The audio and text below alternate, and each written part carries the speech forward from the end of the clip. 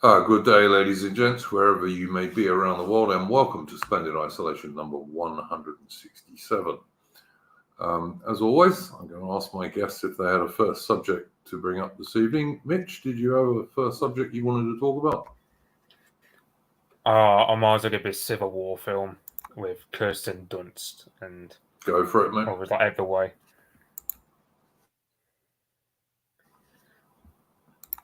Sorry? Go for it, Mitch. Yeah, I was going to say. I said go for it, mate. Yeah, go for it. You start talking. Yeah. Sorry, I thought I couldn't hear you. 1 second. Yeah. Overall verdict because of this Civil War film, which I watched yesterday. Terrible film, to say the least. Like bloody terrible. Very depicts war in a very sanitized way. Because I mean, of course, if there was to be a second American Civil War, for one, you can expect it to be very brutal. But aside from the characters' conversations and a few smash up Humvees here and there, and perhaps some deserted streets, you just forget there's a civil war going on, and then you've got the cinematography of a film where it goes at odds with the overall theme of a film, supposedly, because it's meant to be about civil war, but it's all about how journalists are the warriors of democracy. Like without journalism, we'd all be savages bashing each other with heads with rocks or whatever, apparently. And you just get this, yeah, and you get scenes where, let's say, for example, you get government troops getting slaughtered after surrendering, but it's still sunny in the background. It's not like with, say, Children of Men, with that Battle of Bexhill, where everything's dirty, gritty, and the sky is bleak. Yeah, you just don't get anything of it.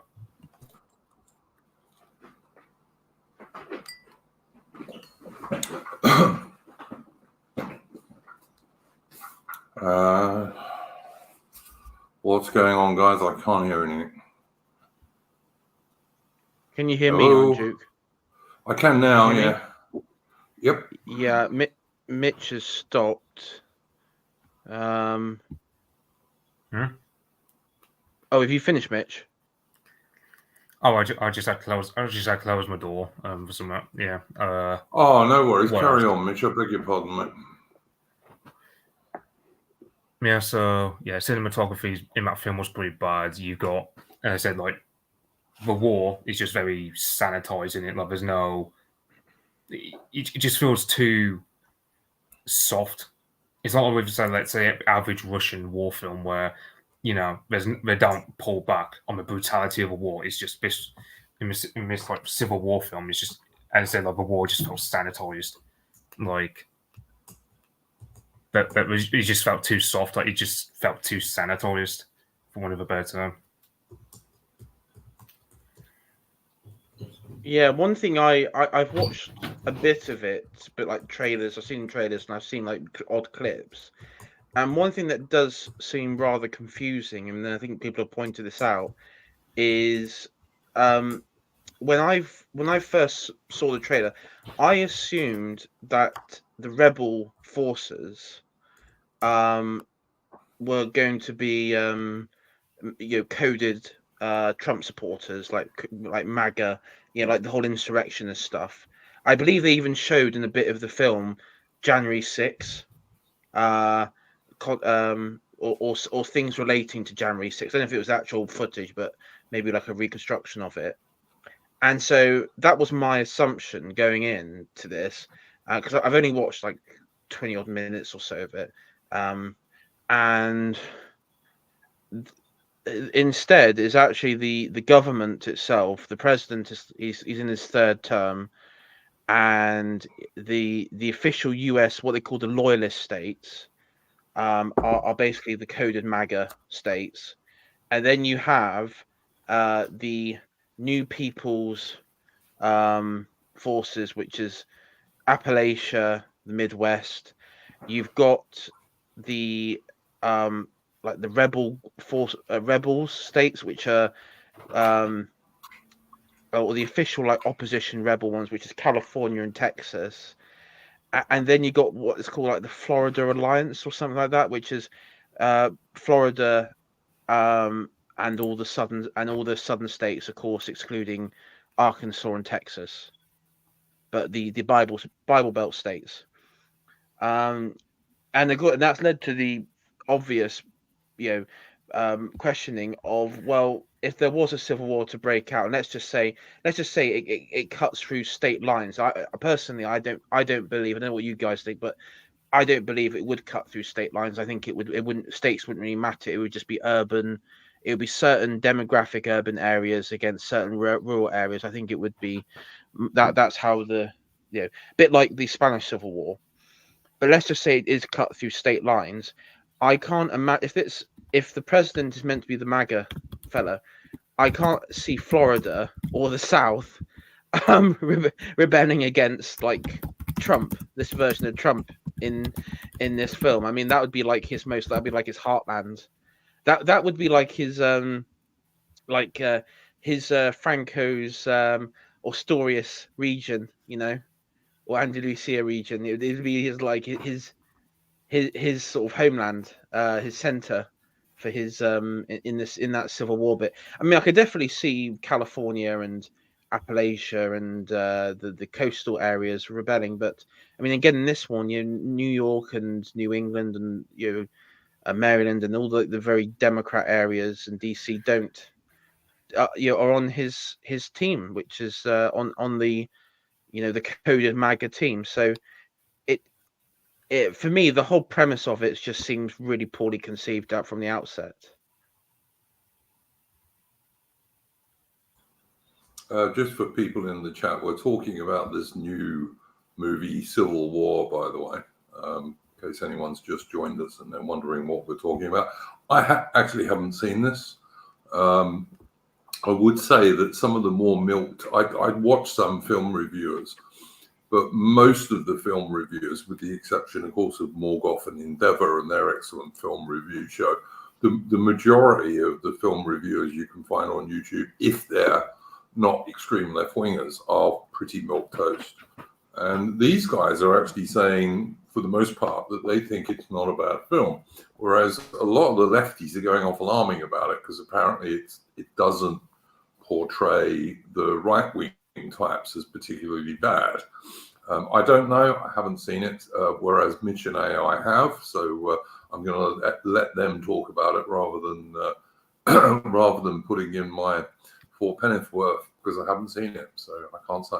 But yeah, Mitch and AI, please do carry on.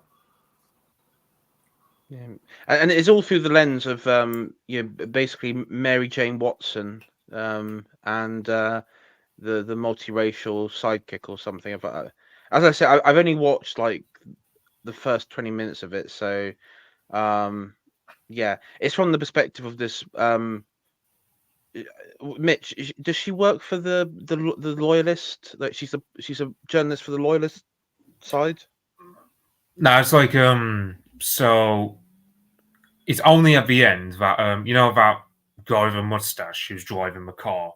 Like yeah. it looks like by the end of it he's just like full on board with a Western force, these supposedly more democratic sort of, I don't know, centre left types. We're fighting for democracy against the racist, fascist, and whatnot. But like I said, like for most of the film, it's just like that's another problem with the film. None of the battle lines are actually explained. Like what do these rebel groups want against the government, or what has the president in this situation done? Because I mean, the president is played by a guy called Nick Offerman, who played one of the gay men in The Last of Us. So he seems to. Yeah, sounds about right. Yeah, and it's like what I mean. I said, like, so you've got, for example, the military who are depicted as multiracial. So clearly it isn't built upon a KKK president or whatever. But at the same time, you also have the rebels who are also multiracial. So it just feels like both sides are just fighting for the pure sake of it. There's no explanation or nuances about the sides. Like, you've even got these rebel sides, like the New People's Army, which apparently goes from Portland, Oregon, all the way to North and South Dakota. You've got Western Alliance or Western Front, which is literally just California and Texas. And then you've got the Florida lot, as I said, like, I mean, you've got all the Loyalist states, which goes from like, I think it goes up somewhere like from from like New Mexico all the way to New England. So most of the states, in terms of contiguous, are all with a president, which beggars the point: how the hell does the president actually manage to lose a war in this scenario? Because it's got so many states, so much strategic depth, but also a lot of manpower to draw from in this supposed civil war, unless whatever.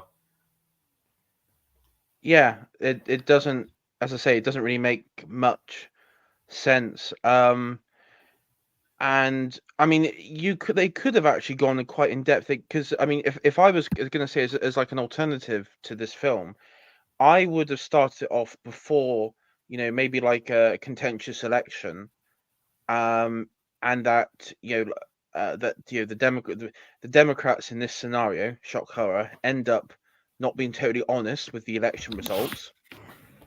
Unbelievable, I know, and that they install, and then they have Antifa and this is my hypothetical film, and what they do is they have Antifa to target like traditional white America, especially in the South and in parts of the rural bits, and they have like these bands of Antifa far left extremists going around burning churches, attacking Confederate cemeteries, statues, and also start targeting like local Republican officials, like killing local Republican officials in their homes.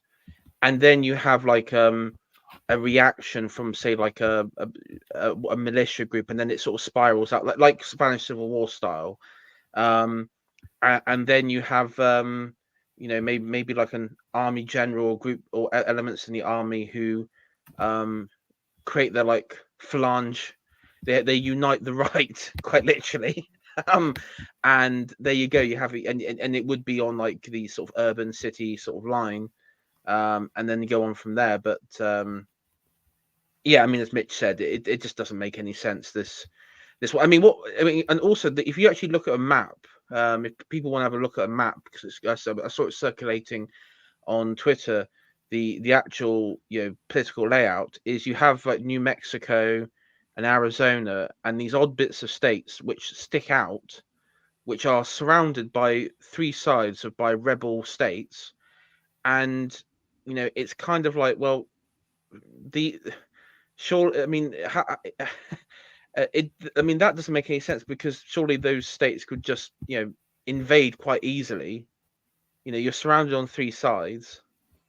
It just seems like a really, really like poorly, like it seems like a real like it's just a really poorly conceived total war game strategy. It's to be surrounded on three sides by enemy factions.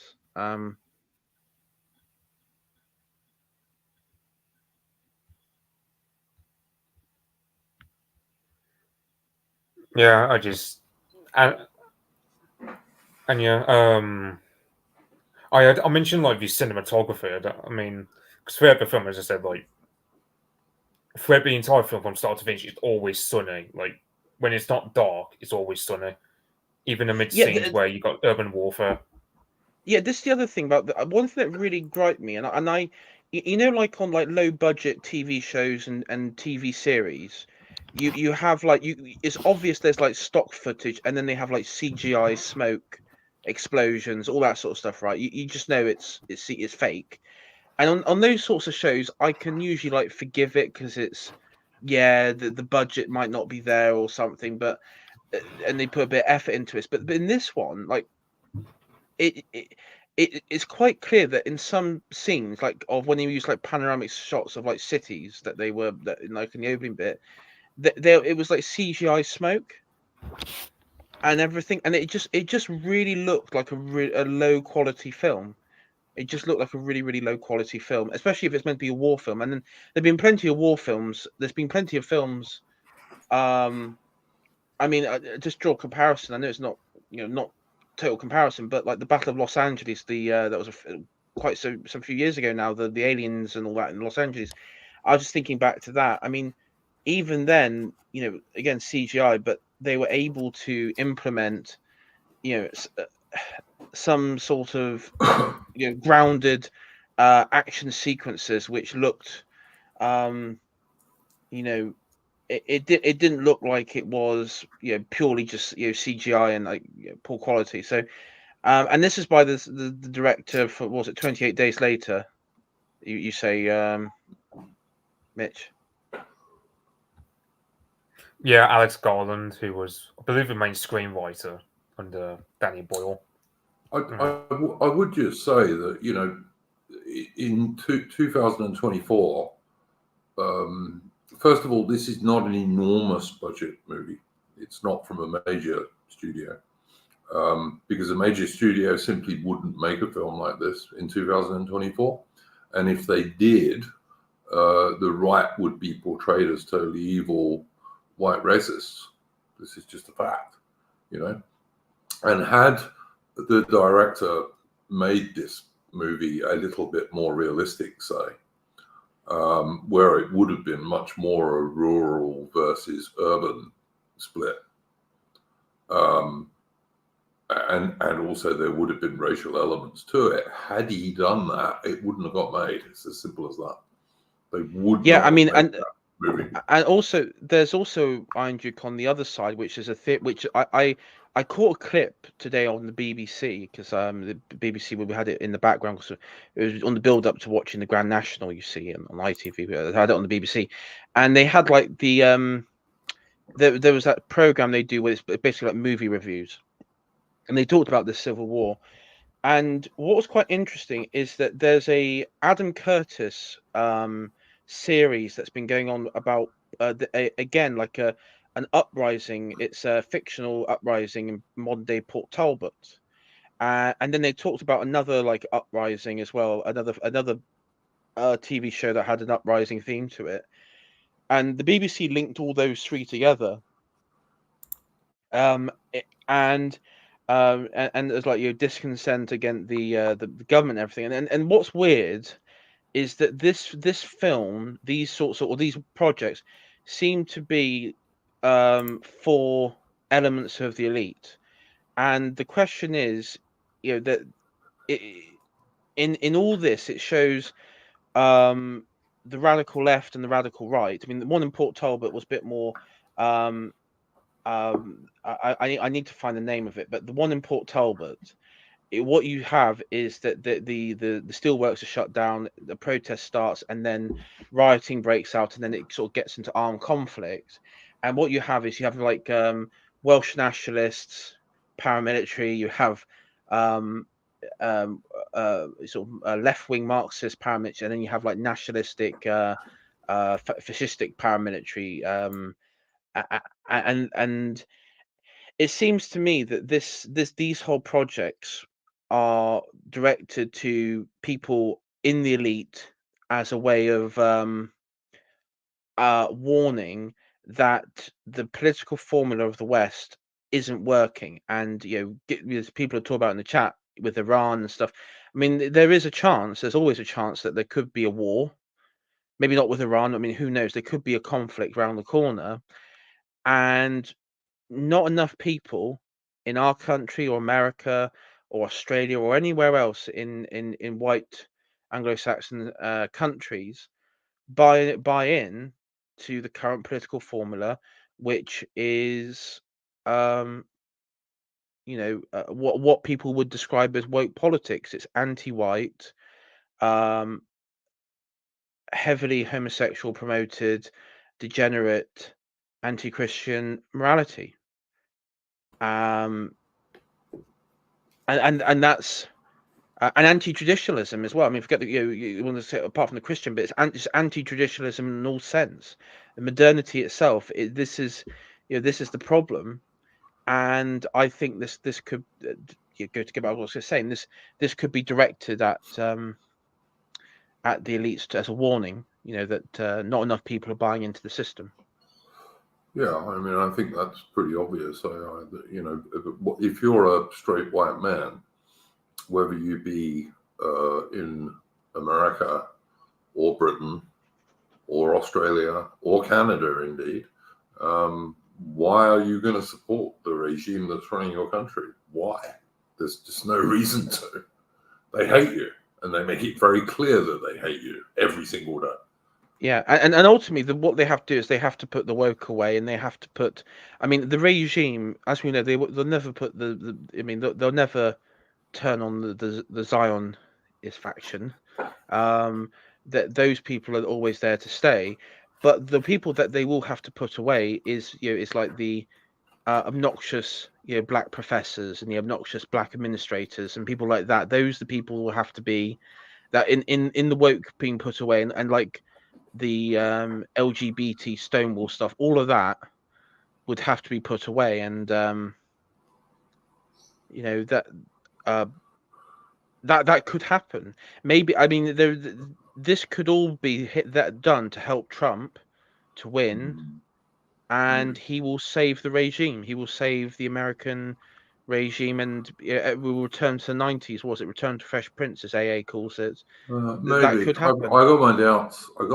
AI. And for one thing, what they won't be able to put away is the really obnoxious white female professors. They won't be able to put them away, sadly.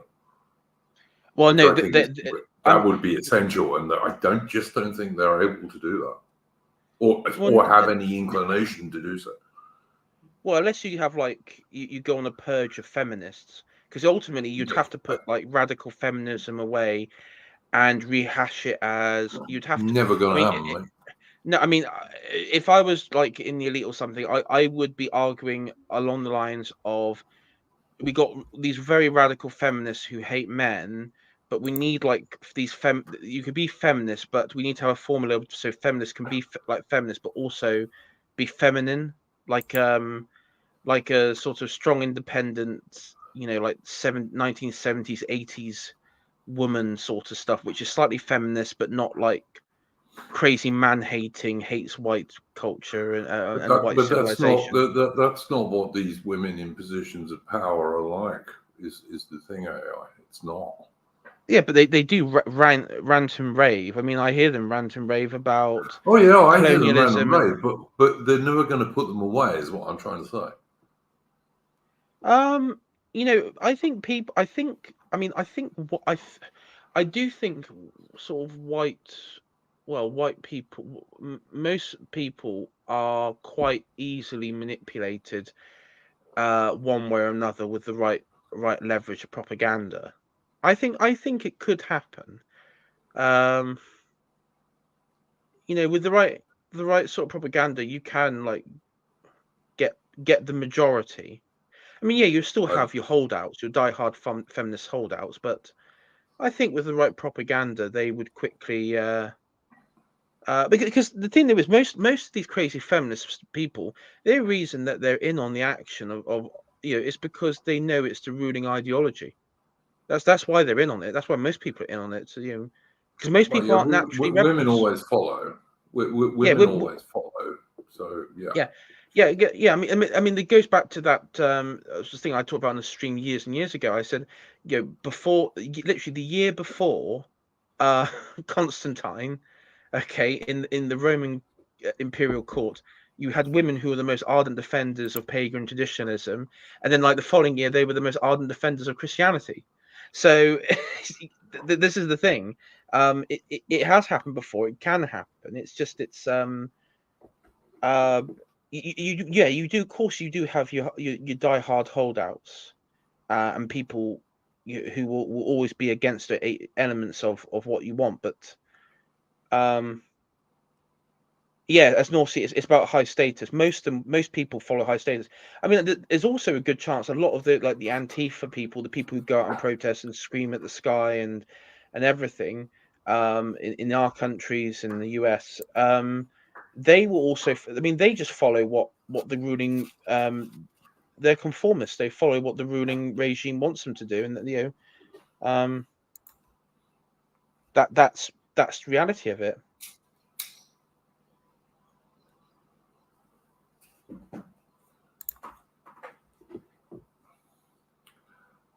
Yeah.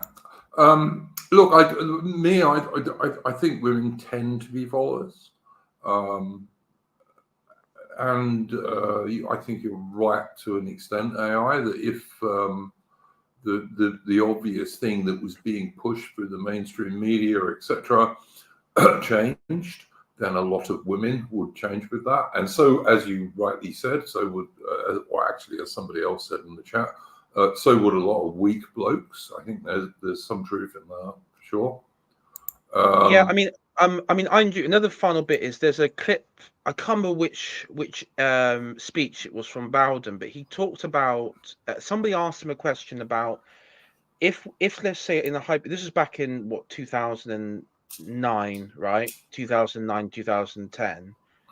And it was a hypothetical question of if say like tomorrow we wake up and like the base nationalist right in Britain is I didn't ask it in this way, but they're running the country. Our side's running the country, or our side was running the country.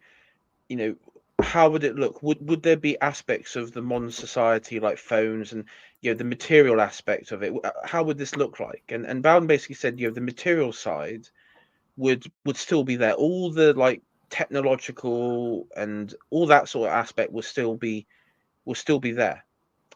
But the spiritual aspect of the society, the modernist, the modernity side wouldn't be there, and it would be a very radically different society. On the surface, at first glance, it would still be the same, but underneath it, and spiritually, it would be a very, very radically different society, and it would be on trajectory of the same perennial societies that came before. And so, yeah, that's just another point is that. Yeah, no, look, I don't disagree with you. I think there's much truth with that. Just to let people know in the chat, Mitch has had to leave us for a few minutes, but he will be back shortly. AI, did you have a first subject that you wanted to bring up this evening?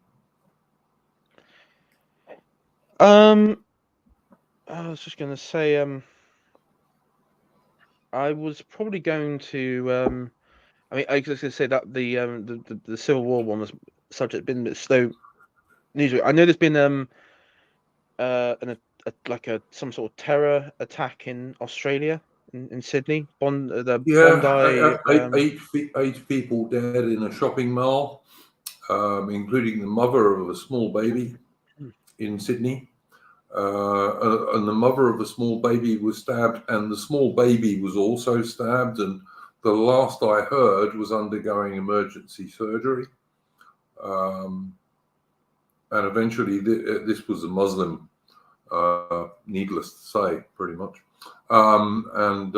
Yeah, stabbed 8 people dead. Was eventually shot by a police officer. Yeah. This is, diversity is supposedly our strength, and yet suddenly, it certainly never seems to be in all honesty. It never seems to be. I recall several years ago wandering around some quite famous markets in Melbourne, in Australia, and various museums and tourist attractions, and everywhere we have these great big massive concrete bollards and huge blocks to stop people driving cars into crowds, and this is purely because of mass immigration. If there was no mass immigration, those things would not be in Australia and every other Western nation these days. Britain has them, America has them, everybody else has them, and we would not need those if we did not import millions of some of the worst people in the third world every single year. And Australia is as bad in this as Britain or America or Canada is. Yeah, I mean, and also, I mean, I can say I'll just jump to Japan quickly. There's been I've been seeing on Facebook clips of Japan has recently allowed immigrants from sort of Turkic countries like Turkey, Kurds, Uzbekistan, and Kazakhstan, and there's been like sort of mixes and matches from people from all those areas, and you got streets which are filled with rubbish. Japanese people feeling annoyed that these people are here because, and this is something that is obvious to say, is that could I just point out that the Japanese people are getting very upset that a few areas are getting filled with rubbish. What do you think the Japanese reaction is going to be when 8 of their people get stabbed by some nutcase Muslim? I would, my message to be any Japanese person watching, I would call on I would declare a shogunate, and I would declare a full-on state of rebellion against your government. I'm not even joking. Listen, I'm not. Yeah, no, I totally agree with you, mate. I'm not Totally joking. agree with you. I mean, somebody on Twitter last week, I can't remember who it was now, but somebody on Twitter pointed out that allowing mass immigration into Japan will do more damage to Japan than the atom bombs on Hiroshima and Nagasaki. And it will. That's 100% true. There is nothing worse you can do to your nation today than allow mass immigration into it. Yeah, because the thing there is, and this is all through the prism of, which is a global prism, because this is the mantra that line go up, right? GDP figure go up means population has to go up. Oh, declining birth rates, not enough to sustain the country. Well, we have to import millions from countries which do have a surplus birth rate, which is then like the African and Middle Eastern countries, and as a result, this is what you're getting, and I do have to wonder, the hidden hand in Japan that's been orchestrating this, but I'll just leave that for a minute, because what we're seeing is there was an article, Iron Duke, that I saw today about this. There's like this Pakistani woman who has got Japanese citizenship. She moved there, and she's getting involved in politics, right, on like an activist level. And it's like, it's like, I hope one day the government of Japan will look like me as well.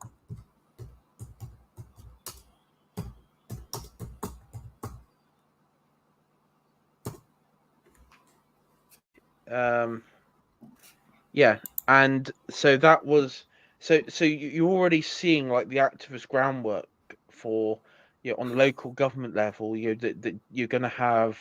There's going to be. I mean, I don't know Japan's politics, but I imagine there is some like scummy left wing outgroup party which hates the Japanese people and has like a massive outgroup bit sort of flair to it, and they will allow more and more people, and you'll have, like in this country, where all the top officers of state are controlled by foreigners, to be honest.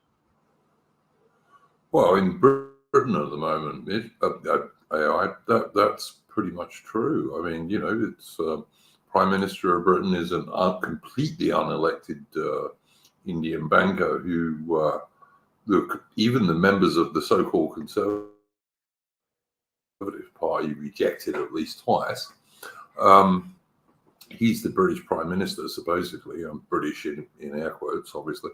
The Hamza Yusuf is the Pakistani in a kilt who's running Scotland. There's another dude, I believe, in Wales who is also not a Celtic white dude. There's kind of a lot of them. I mean, and then of course you've had the long-time mayor of London, which hasn't been an English city for many years now. White Anglo-Celtic people are a huge minority in London, and you've had a mayor from Pakistan there for many years now. Yeah. It's Yeah. it's almost like we're being run by foreigners, you could say.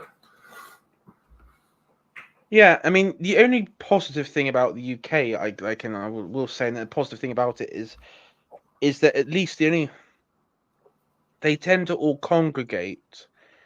I mean, like they all tend to congregate within their own areas, and because Islam and Hinduism is, effectively it's a brown man's religion, if we're absolutely honest here, and we're not having like out of control converts, or it's not a total disaster that it could be. I mean, it could be much worse. But the point is, what's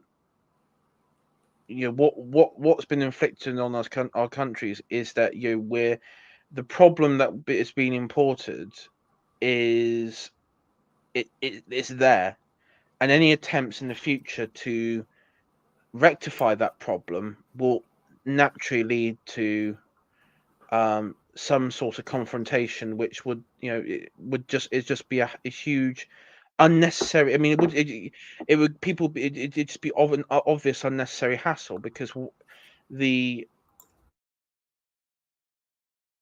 yeah, as I said on your tweet, or so, it didn't have to really be this way. I mean, I totally reject the whole GDP stuff now because of what's been happening. I wouldn't care if this country's population went down to Britain, that is, if it went down to 4 million. Okay, they say, okay, there's not enough people to sustain the population. It won't do that, man. I mean, I know. Yeah.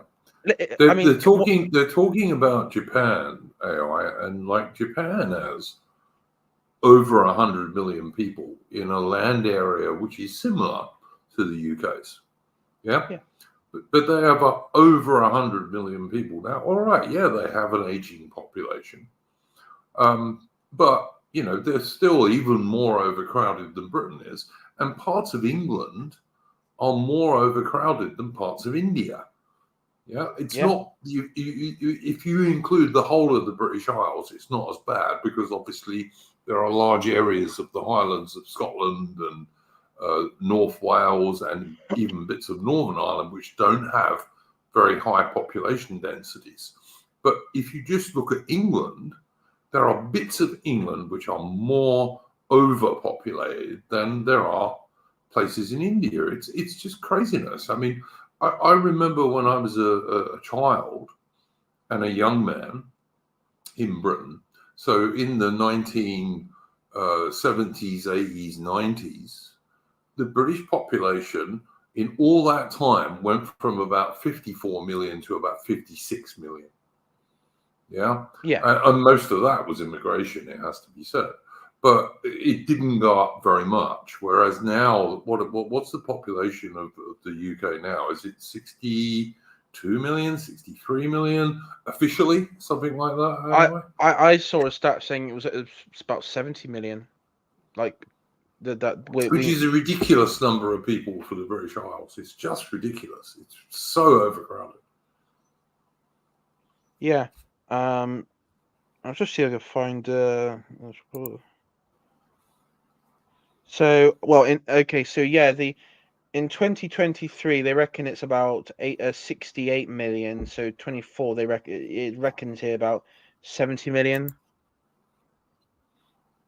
And that's not allowing for the large numbers of illegal people in the UK that we know are there, but are simply not counted when they do. Yeah. Yeah. I mean, Anon in the chat there said who grew up in Cornwall. I mean, I grew up also, in neighbouring Devon and everything. And I mean, it is totally right. There are parts of this country that, I mean, the first time I saw a black person, I think I was like 11 or 12. And that was people they were like on holiday from London.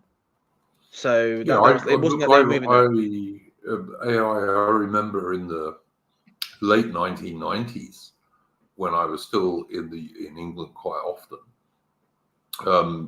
My favourite part of England is Cornwall, and I used to go to Cornwall as often as I could on holidays and little breaks and stuff like this. And even in the late 1990s, you didn't see people in Cornwall who were not white. You just didn't, you know. Yeah, the only foreign people you would ever see in Cornwall, or Devon, were like the Dutch. You had a lot of Dutch, Belgians, people like that, but they wouldn't. But that again, that would be like the tourists. I mean, you did have like Yeah, they were yeah, visitors. Yeah, visitors, yeah, absolutely. but you wouldn't see like an Indian or black person. I mean, you'd have to go to Bristol or London or somewhere like Yeah, that to see yeah. that. Yeah, you wouldn't, but you wouldn't. It just wouldn't be a thing. But now in provincial towns and villages, in that area, yeah, they're everywhere. Oh, look, And I don't know if you know Mousehole AI in Cornwall. yeah, I do know Mousehole. Yeah, Pretty famous place because, you know, there's the Mousehole cat and all this kind of stuff. And they have a big festival there every Christmas time, roughly. You know, I think it's in the winter anyway. and they have a very and there's a very I just got give a lowdown. The village itself is, I mean, the people up until lockdowns, I know, it's still quite traditional in the sense that it's the Cornish people, and you have like your Women's Institute, and they are actually they have I mean, there was a journalist who went down there, Iron Duke. She did I think she was like in the Times, and she was like in her 40s. She was single. She partied. She had enough of London, decided to move down there, and she started flirting with some of the young farmers and agricultural workers there, and she was actually she had like she was absolutely castigated by the local Women's Institute, who came round to her house and gave her a warning about her behaviour. Oh yeah, Mousehole was like very traditional. There were loads of fishermen there and people like this. There was obviously there were nearby. There was a Royal National Lifeboat Institute, lifeboat, and all this kind of stuff. Like really traditional Cornish stuff. And the pubs were really traditional Cornish pubs. And I just loved it. I just thought it was so great because it was like a glimpse in the late 1990s when I used to go there. It was a glimpse into England, like 30, 40 years before, you know. Yeah, It's really good. Loved it. Iron Duke, careful. Don't when you go down there, don't refer to it as as in that part of Cornwall as England, because they'll get very cross with you. Oh yeah, no, I understand that, mate. Yeah, I do understand that. Yeah, I do but yeah, understand that. I But know what on you the mean. other hand, Yeah, on the other hand, you know, there were other places in Cornwall that I used to visit. I used to go to a lot of places in Cornwall. I even sailed around that area a bit with a mate of mine who had a yacht. And, you know, you could go into places there where Foy, for example. In Foy, there are still the remains of the chain link boom that used to shut the harbour during the 100 Years' War, when the French used to try and raid the place and stuff like this, you know. Yes. Yeah, and Really cool places. And like the local pub in Foy is named after a really famous Royal Navy frigate, because loads of the locals used to serve on that frigate as sailors, you know, in the Royal Navy in the Napoleonic Wars and this kind of stuff. It was one of the last holdouts that was really the old sort of Britain, you know. yeah, I mean, I mean, Cornwall has like had a lot of outsider influence, especially from the southeast, home counties of England. I mean, like for example, you have that chef Rick Stein, Mm-hmm. Stein, who has taken up shop, over the last couple of decades in Padstow, and the locals they actually refer to Padstow as Padstein now, because it's basically it's dominated by his. I mean, all like the restaurants, it's like a cartel. He's not very popular among the true locals. I mean, he I draws in used to tourists and like everything. Falmouth, and if you go to Falmouth, that's where a lot of the Royal Fleet Auxiliary is based, and that's the Royal Fleet Yes. Auxiliary. For anyone who doesn't know, who's not a British guy, that they are the support ships that support the Royal Navy wherever they go. So, like, oil tankers and supply ships and some of the landing ships and all this sort of stuff are run by the Royal Fleet Auxiliary, and they're based in Falmouth. There used to be a great restaurant in Falmouth called The Pipe, which was a seafood restaurant, which, because Cornwall is famous for its seafood and fishing and all this kind of traditional stuff. Again, brilliant, really, really good. Yeah, no, absolutely. Mitch, welcome back, mate. You hear me? Yeah, perfectly, mate. You haven't had any issues as far as I can tell. No, the problem was, like, I noticed that a few tabs were buffering really bad, and then all of a sudden I couldn't hear anything. Like, couldn't hear anything at all, as though you were all on mute. Even though none of my settings changed. So I just thought, okay, I had to really reset the router twice, and yeah, I had to restart my computer like 3 times now to get it to bloody work. So, well, I'm sorry to hear that, mate, but you seem to be fine now. Yeah, I can hear you all right. I mean, previously it was a bit grainy, but now I can hear you all right. So I'm guessing all the issues were on my end as far as roboting and you sending someone grainy to me earlier. So all right, well, you seem pretty good now, mate.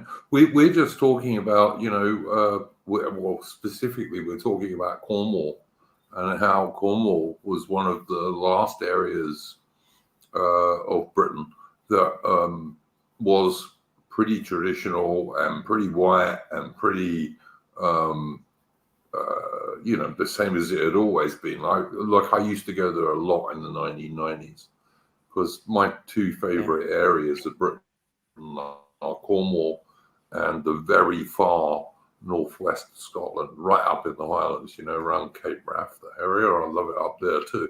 And for the same reasons, partly because there's not so many people, and you have brilliant seascapes, and it's still wild, and it's not at all overcrowded, and that sort of thing. So I don't know if you've got anything you want to talk about that, Mitch, in terms of perhaps areas that you've been to that you think are still okay or were okay up until recently, that kind of thing. Well, it's like you take my local area until recently, until like the latest with COVID, it was pretty much like 95% white. And now, earlier this week, there's a bunch of roving Nigerians who keep preaching the gospel because apparently that's what Christianity is all about these days around my neck of the woods is a bunch of Nigerians calling me a demon worshipper because I'm not Christian.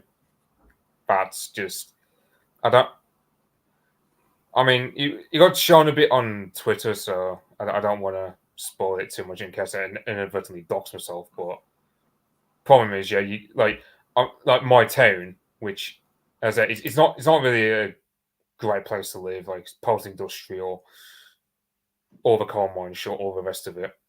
But yeah, so even just like 5 years ago, it was tolerable to live in just because you didn't have to live with diversity, even though you could get like a train ride to somewhere like Warsaw or Birmingham and you land right in the thick of it. So, but now, yeah, it's starting to branch out in terms of West Midlands. As for the Southwest, I mean, to be fair, historically, it's always, whenever England changes anything, the Southwest is always the last area to change. Yeah, I was gonna say that. Yeah. It's the last holdouts of like Celtic civilization, the last holdouts of the Romano-British civilization, and the last holdouts of Britain and sort of like the global gay empire. So yeah, I mean it's quite fitting, isn't it? Really. Yeah, it's like, for example, when Old English turned into Middle English, I reckon like the Southwest was like the last area where Anglo-Saxon held out for like a long while. It's only, even like because in English we used to have like grammatical gender and stuff like that. The last areas where that died out was like Dorset, I believe, or parts of like Devon, I believe. So it's always been like a trend with the Southwest generally always being the last part of England to always change according to a new norm. So I can imagine. I know like Sorgan of a cat lives in Swindon, which I believe is classified as southwest. Yeah, So, I live more west. I live more southwest than he does, and I mean, yeah, it's true. There's a lot of like West Country phrases which go back to sort of like Old English, um, sort of terms, and I mean, also there's the other thing is that like again, like during the times of the Christianization of the Anglo-Saxon kingdoms, Wessex, I believe, was one of the last, or my area in particular was one of the last areas to um, because you had the sort of native population, you had like a mix of the native population who were already Christian, but the Germanic peoples who also sort of moved in were the last to really convert as well, compared to the other Anglo-Saxon um, kingdoms. So yeah, I mean there is something to that. They are the sort of last. I think it's because it's just they are quite beyond Bristol. You know, it is very rural. There isn't that connection, and you don't have like the sort of infrastructure beyond like the motorway, and but that only goes so far with Cornwall as well, because then you've got there's no sort of motorway into Cornwall. It's only a sort of link road that goes in. So I used to like crossing the bridge over the Tamar when I was going to Cornwall. yeah, Because once you get across the River Tamar, which incidentally was the name of a Royal Navy ship for a long time, yeah, once you get over the bridge over the Tamar, then you know you're getting into Cornwall. So that's cool. no, and they did there was a genetic study of people living on on the Devon side of the Tamar and the Cornish side, and it shows a completely sort of on the Cornish side there was a strong sort of Celtic Gaelic ancestry, but on the Devon side there was like a high Germanic and it was mainly Celtic, but there was also a sort of high number of Germanic. Western Germanic ancestry as well, even to this day. So yeah, it's and it's only like there's only like a few miles between them. And so whenever like when you hear Americans that say, how do you have so many different accents, where it's like an accent is different like 20, 30 miles down each way, well, that's how it is. That's just how Europe and how the rest of the world is. It's small. It's a small. It's and that it's in some funny small way. and localized. Small and localized. Yeah, That's when I what was you used to younger do. and living in that part of we were living in a rural village. The world did feel smaller. Like London might as well be like places like London and where Mitch is at the moment and where you are, and it might as well be a different world. Back then, for me, it Oh, was like a village. look, even in the 1990s, in Berkshire, for God's sake, right? I mean, for anyone who's not British, Berkshire is not that far from London. It's certainly not very far from Reading. Reading's in Berkshire, supposedly. But if you went into the rural bits of Berkshire, around between places like Henley-on-Thames and various other small towns around that part of the world, and you talk to a local who was a rural guy, maybe he worked on a farm or something like that, yeah, he still had what someone from London would call a bit of a carrot cruncher accent, he still had a Berkshire accent. I'm sure that is increasingly dying out, and it was even back then, but you still got that. You would still meet local guys who came from traditional rural families who had like always worked on farms or something like that, and they would have a fairly countrified, shall we say, kind of accent, which was nice. It was good. I liked it. Yeah, because those sorts of accents have gone away. I mean, one thing that I hear it in my work all the time, and it's like not just men, but also the women as well, especially the younger ones. The younger ones, like in their early 20s or what have you, and they have like this. There's like one person. He's white. He's white English, but he has like this. It's like this sort of really like like really sort of bizarre, yardy, I hate that so much. middle English accent. It's I hate that so and much. there was the I had like this sort of I was we were like in the I was having like a sort of went outside just to have a quick break or something, and he was out there and he was just chatting away, and I was like, dude, why do you sound like an N word?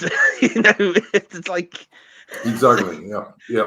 you know Yeah. like Do you why do you think that's talk like that? admirable, mate? Do you think that's admirable? Do you think that's how your father would like you to speak?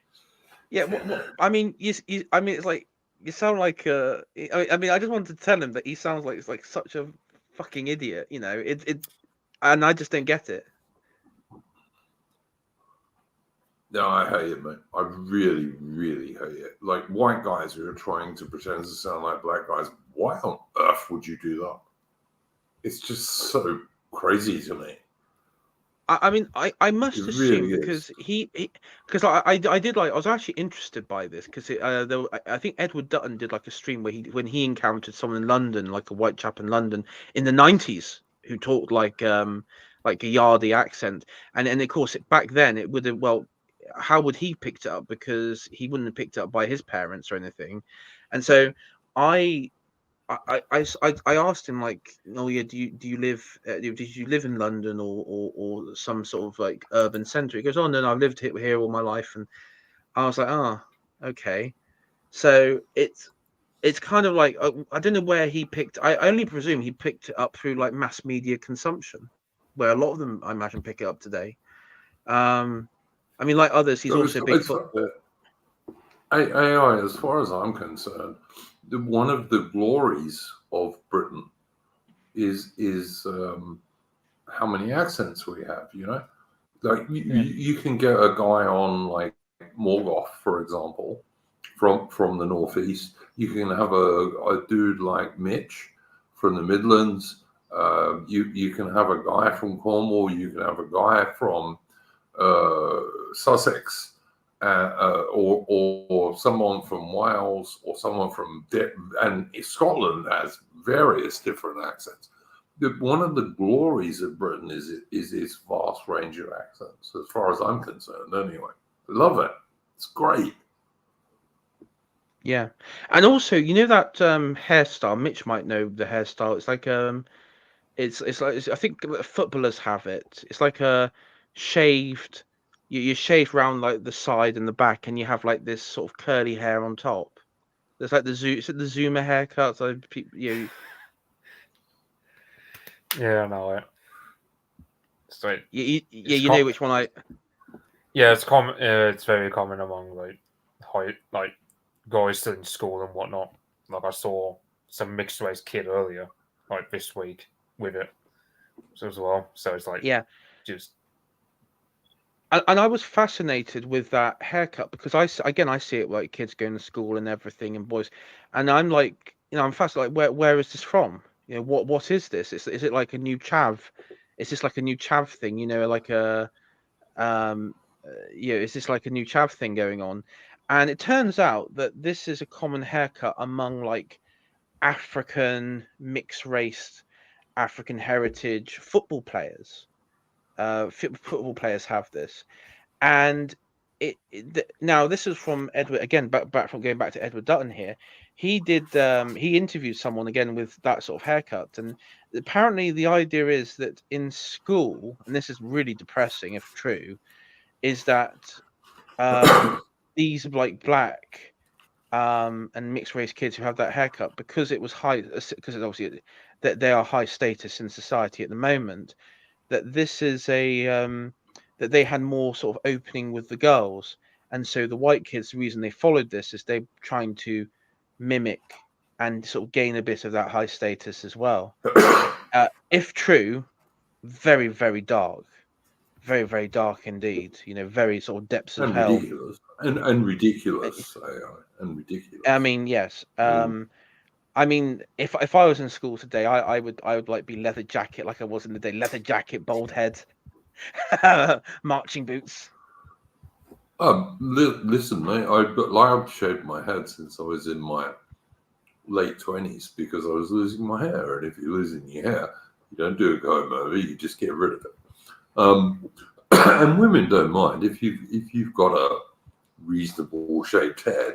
Some people don't, but most people do. Women don't care about that at all. They really don't. So yeah, but that's my advice to young men. If you start losing your hair, guys, shave it off. Don't worry about it. Women won't care as long as your head don't look ridiculous, and most people's doesn't. But some people's head is not the right shape for that. But if it is, just shave it off.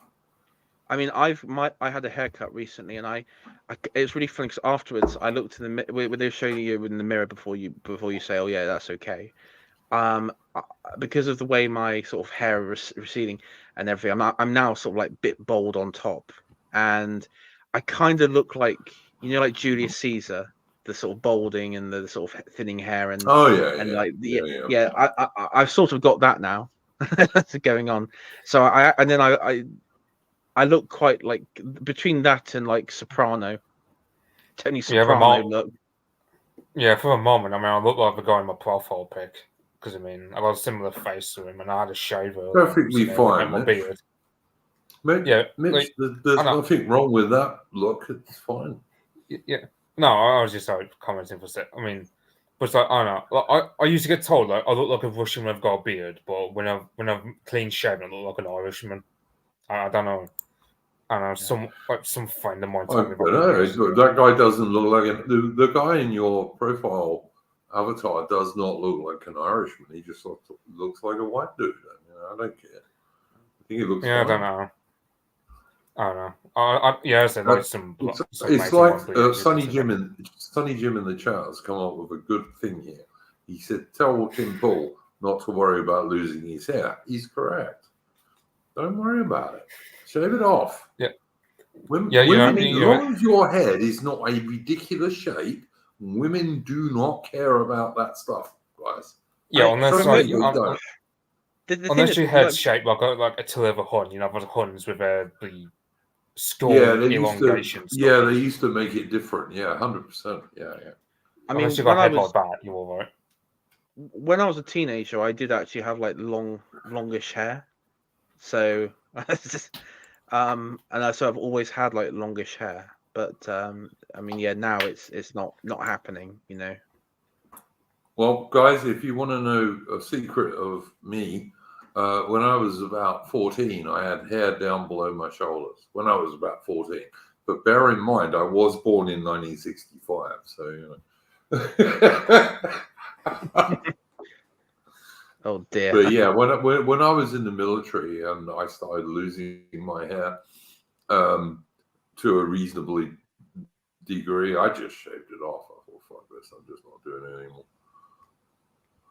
So I shaved it off, and I've never had any problem with she-babes, because they don't mind guys who do that. Well, so, I mean, I know. This is my absolute advice to young white men. Yeah, there are plenty of guys my age who are like massively conscientious about losing their hair, and then there's me who just doesn't really care these days. It's like, I don't know, but that's one problem you got with a lot of my generation. It's just like, I don't know. I think Lado Short would say it's just this sort of cultish attitude of always wanting to look young. So, you'll get skin products shielded every so often. You'll get men who'll get hair transplants. All the rest of like no one actually wants to look old, look their age. Like, so you get like a guy in his 30s who'll try his best to look like a guy in his mid 20s or whatever. Because it's like you can watch films like the 1970s where you got this 37-year-old bloke who is bald, and thus you can tell, and you'd think he's older than he actually is. Whereas compared to now, it's, let's say a member of my generation gets to that age, they'll just try their best, for example, to not have a receding hairline, to try to look as young as possible. really. But I'll just pull all the stops as much as possible, just to make sure we don't look older. Mm. It's just like I mean, this sense of there is like a biological But thing the going on thing as well is, in the way. Mitch, chicks, yeah, carry on there. Carry on. Sorry, I was going to say a bit of delay, I think. But Carry I on was there. gonna, yeah, there is like a biological thing because I saw like there's a picture. It was like Clint Eastwood, like in the 50s, like in his 20s or something, right? And like early 20s, and you see him, and then you like people comparing it to like the average 20-year-old today, and you know, people back then look older. You know, they look older than the average 20-year-old today. I don't know if you guys noticed that as well. That there is like yeah, Very that's true. Yeah, like my very generation's true. also like that. Yeah, it's like yeah, you'll find guys in like Yeah, around, people for did. example, They look more grown up. They did. They look more grown up than they do today because there's loads of young dudes today who are like 25 who look like children. Whereas you look at photographs from World War II or pre-World War II, and guys of that age didn't look like children at all. They didn't. No, totally true. yeah. I'd There is like just say that. Sorry, carry on. I was going to say on that, but there is that there was that Russian soldier from like the war, like he had this baby face at the start of the war, and at the end of the war he was he looked very withered. You could see the sort of years packed on a bit, speed run on him. So yeah. Of course, Christoph Smuts in the chat is entirely correct. Like, if you lose your hair as a bloke, it means you've got high testosterone, which is a good thing, by the way. If you're a bloke, Yeah, you want I drink testosterone. I drink unpasteurized milk. Yeah, raw egg nationalist got me on that train. I haven't started sunning my balls yet though, so that's the other stage. yeah. No, I've never done that, man. I don't think I'll ever do that. That sounds a bit too extreme for my liking, but Yeah, no, I've never done that. I mean, I have been naked on a beach, but not specifically to do that. But yeah, I don't know. I'd just say, like I said, if you're a bloke and you're losing your hair, it does mean you've got high testosterone, and fucking own it. Shave your head, boys. Women won't care. They really won't. And this idea that you've got to be young is also nonsense because even like, I don't know, let's be reasonable here and let's say even very cute 25-year-old chickie babes, they have nothing against guys who are 45. You know, they don't. They just don't. yeah. I mean, for men, it's easier when you get like into your 30s. I'm told. I totally agree. Yep, I mean, totally agree. I've actually found it easier in my late 20s than I had in my teens or early 20s. 100%. Definitely. Yeah, 100%. I would say the best years for a bloke are between about 30 and 45. Absolutely. If I could stay any age for my entire life, I would be between about 30 and 45 as a man. 100%. Yeah, the only thing is that let's say for argument's sake, you I don't know, let's say a 31-year-old bloke who, let's say he dates a girl who's 21. The only people who would only be against such a match like that are like girls who are the same age as that girl because reasons, they just pull each other down. Whereas most blokes would generally be all right with that. Like, like I've been in situations where, let's say, oh no, like I'm 23 now. Like it's actually my birthday, in fact, like I'll be 23. I could ask a girl, let's say, who's 17. The only ones who will bollock me for actually asking if said 17-year-old girl will be other 17-year-old girls because they're trying to pull down that girl I just asked out. But whereas I would blokes say and that's, girls, yeah, 100% true. 100% true. whereas I don't know a single bloke who actually raises in shoot. I mean, only blokes well, I say blokes. I mean, the only ones who actually care about that such issue are the gay men anyway, who are just sycophantic towards the women anyhow. So Yeah, Yeah, look, they're like I would the say simps. I would just say 100% true, Mitch, but I would say there is a difference between a dude of, let's say, 30 dating a girl at 21 than a dude of 23 dating a girl at 17. There is a bit of a difference between that, but it should probably not be that important, but it kind of is at the moment. I would just say once you get a bit older, mate, then you won't get any hassle whatsoever, to be honest. yeah, but I mean, If you keep that I same was kind of I was distance. talking about hypothetical. I don't know. It's like tossing up a hypothetical. Just go, oh yeah, it's only women that care about the whole age gap, about stuff like that. Like, because it's like, I don't know. As I said, like, let's say you get a 30-year-old bloke dating, let's say, It's a 24 generally year old women woman. who like Yeah. an age gap, actually, but No, it's generally women who like an I'm saying age gap, other Mitch, women to who be are, honest. I'm saying it's other women. Let's say you get one woman who gets asked out by a bloke. It's the other women competing against that one woman who will somehow have an issue with it, just because, oh yeah, that woman's Okay. doing well or Yeah, whatever. yeah. Just Yeah, I mean, look, you will always get that. Yeah. just to say out there, you know, Carry on. Anyway. I just to say that you always you know, if you're dating somebody, especially if you're a younger man and she's like 18 or she says she's 18 around that age, just double check. Don't always take the word for it. Yeah, I've known cases like in my local area where you get like a girl who's actually like 12, but she's in a bloody nightclub, and everyone assumes, okay, well, she's a nightclub, she must be something like 18. And I was Oh, like, no. And then you can I mean, imagine what happens. I had one in when I was 18 and the girl was 15, and it was a friend who mentioned it to me, and I was like, oh yeah, no, bye bye.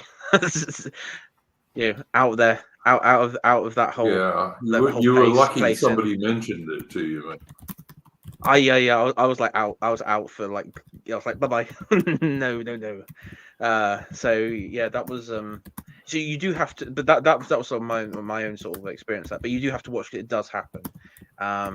And also like they will, some of them. I mean, some of them have like pretty convincing fake IDs, fake driving licenses, Yeah, to get yeah, into clubs and that's stuff. true. So you have to just be careful out there, guys. You know.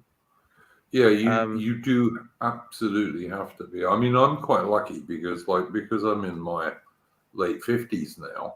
You know, I can go out with a chick who's 20 years younger than me, and no one's going to look twice because a dude in his late 50s going out with a chick in her 40s, like no one cares.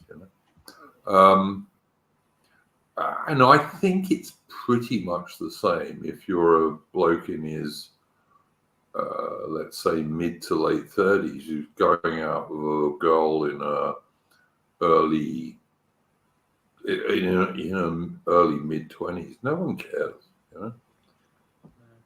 I mean, I have also No. known like you've had like there was somebody when I was at uni. He was, I mean, we were in the early 20s, but he was dating someone in her 30s, like early 30s. So you do have it like the other way around.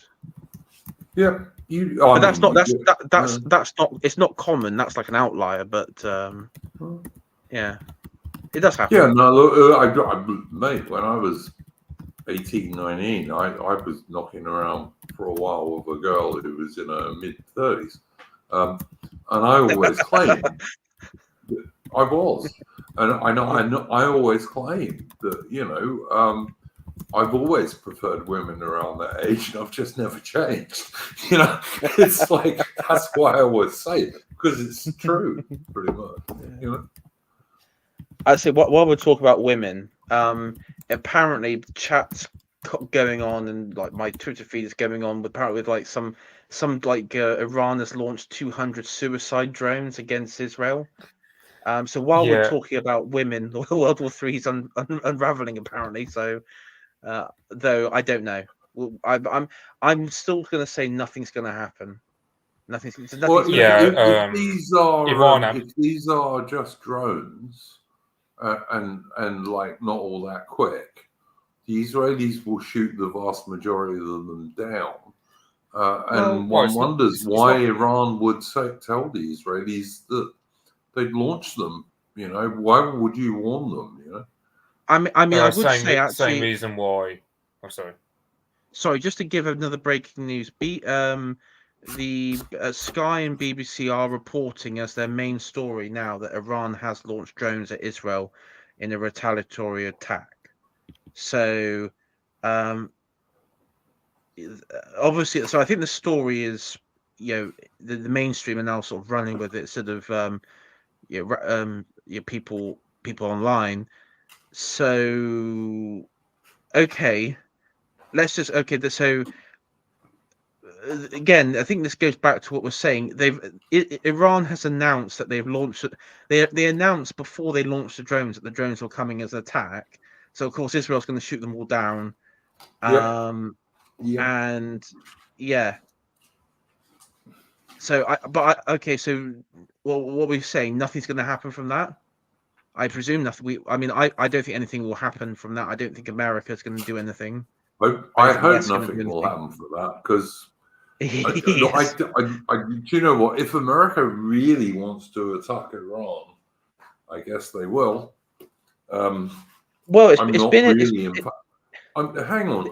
I'm not really in favor of that, but I'm definitely not in favor of Britain also attacking Iran.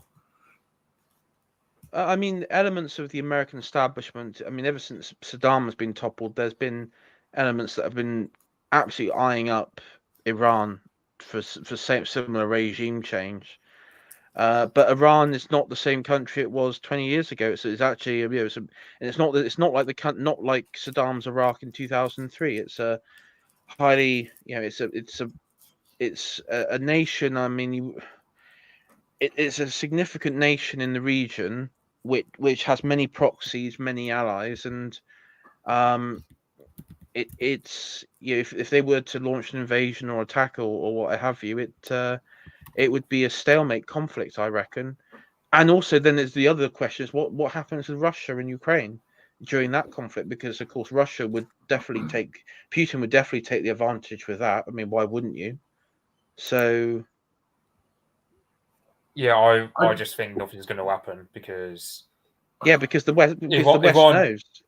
Well, it's not that. I mean, Iran did this where after that Soleimani figure got taken out, Iran sent a lot of missiles after a few American bases, but they told the Americans like an hour before so that there'd be no casualties. They The don't whole thing want was a just dead in war. face. They do not want a war with America. It's pretty obvious.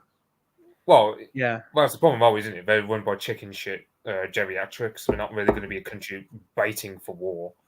You know, like the people might want a war, but the elites certainly don't. So, sorry, I didn't hear that bit, Mitch. When you said chicken shit geriatrics, did you mean Iran or America? I didn't actually. I'm not joking. I didn't actually hear that. You cut out that bit. You are 100% right, man. I say, like, I don't know. I mean, I wouldn't say Biden is chicken shit. I mean, the Iranian elites certainly are, because we're all just like geriatric boomers who still think it's 1979 or whatever. Whereas you've got America, where they've got run by old boomers who are too gung ho and thus are going to sink us into World War III on the back of their own megalomania.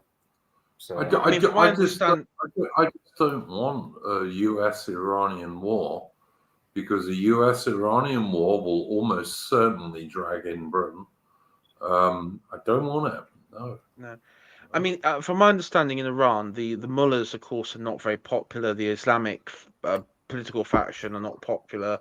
But one faction that is popular is the sort of Persian Iranian nationalists, which is what like Soleimani and sort of the military faction make up. So it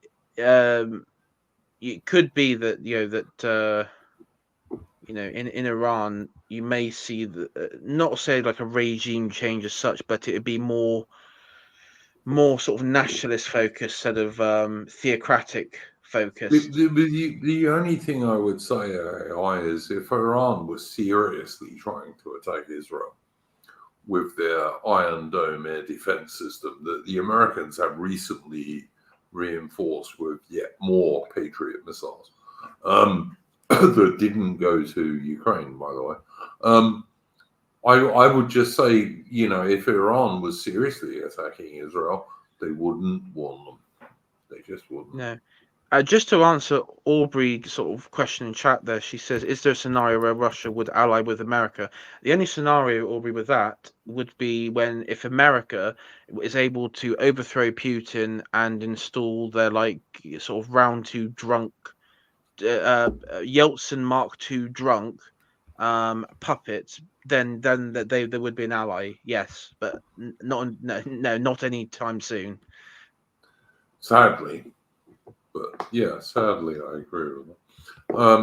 Yeah, I do. I just don't think, if Iran wants to attack Israel, they're not going to warn them in advance. That's bullshit. You don't warn your enemy in advance if you're going to attack. Geralt of Rivia is saying in the chat the cost between the drones and the missiles, 100%. Same thing with the US Navy and Royal Navy ships in the Red Sea.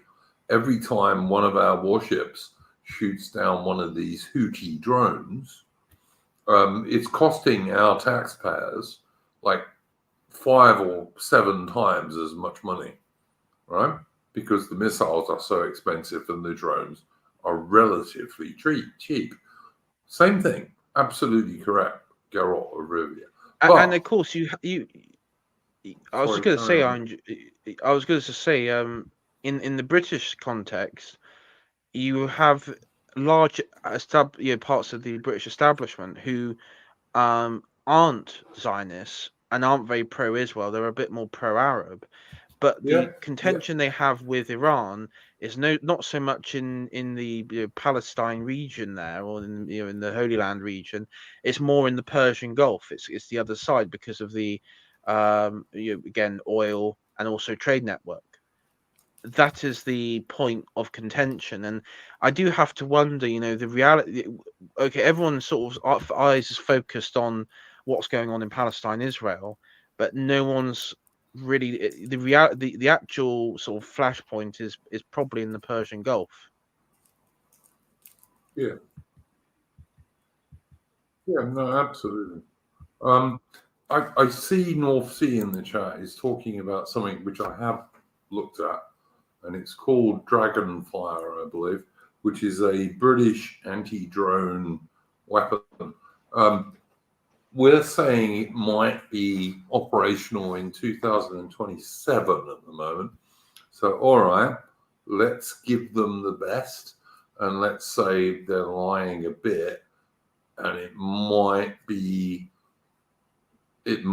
operational in 2026, or maybe at the end of 2025. Ain't going to help us at the moment. So, Yeah, no, absolutely, Aubrey. Yeah, there is video of this, but it's also only a test. I mean, the sad thing about the trouble is, tests are different from doing it really. I mean, the trouble is, the sad thing about all of this is, in normal circumstances, in a reasonable and normal society, if Britain was a normal society like it has been for generations, it would be cool. It'd be cool for us to look at that, that sort of technology and the British Army. But all of that, the capability and its technology is just going to be used to promote, the ideological. GAE, the GAE. Yeah, basically, yeah. It's all bodies, all blood, all effort, everything is there for that, and it has no benefit to any nation, any community. And that's the purpose of war, because number one, war is a natural state of man, and it is, and it's there, and people are animated for war to defend or fight and attack for the glory of one's people and your place in your where you live. And AI, to be fair, also to defend one's own family, one's own women and children, and that's also traditional as well. Yeah. But the And also, modern world doesn't allow for that at all. How do you defend Britain by getting in a war with Iran when 1 million foreign immigrants are allowed to come into Britain every year? How is that defending Britain? yeah, I was reading, as you know, Andrew, I've been reading Mark Morris' history on the Norman conquests of England, and he does it from both sides. Heavily sourced by Norman chroniclers, and one of the things is the Saxons, the animating principle for Harold's army, it's Harold's men, was the defense of the realm. So this was like we are defending our homeland from Normans. And the Normans' animating principle, because they were the attacking force, they couldn't use like the defense stuff. So it was deeply on the religious bit. It was actually because of it was all codified, quote unquote, codified by the Pope. So this was considered like a spiritual, almost like a crusade. I mean, crusade before crusades were a thing, but it was seen as like a God's duty. So you had these sort of animating principles which in their own ways, but those are principles of war that you can draw onto. But I mean, today there's, you okay fighting for the black lesbian and Black Rock. So yeah, exactly. Yeah, exactly. What if you fight for Britain today? Are you fighting for the Anglo-Celtic people and your own families? No, you're not. You're fighting for the GAE. You're fighting for people who actually want to destroy the Anglo-Celtic people and Britain as a traditional nation. I mean, that's and they take they take great joy in it. Yeah, and they take they great love joy. it. They love it. The most evil and people in the world are straight white men, unless we can get you to go and fight in our fucking useless wars, excuse my language, against the Iranians, who no Iranian ever did me any harm. I'm sorry. Well, do you remember when the whole conscription thing in the UK came about, and you had all these all these sort of token left wing EU loving accounts, and they would say, "Oh yeah, these fascists, these Tory fascist adjacents." That's like the common thing that you get. These fascist adjacents, like these right wingers. Yeah, if they were real patriots, they would sign up, and it's like, and you have people on our side responding with, "We're not going to die in your Zaya wars, scumbag," and they were like, "Oh, you're chicken, you're coward." And it's like, no, the I whole mean, of Israel is not worth the bones of one British grenadier. That's my opinion. The whole of Israel is not worth the bones of one single British grenadier or Royal Navy sailor. Not worth it. Sorry. They're not my friends. Israel, back when Britain used to run the place, used to execute captured British sergeants and used to blow up hotels full of British women and children. Fuck Israel. I'm sorry. yeah, That's and my I mean, opinion. also, That's my opinion. we and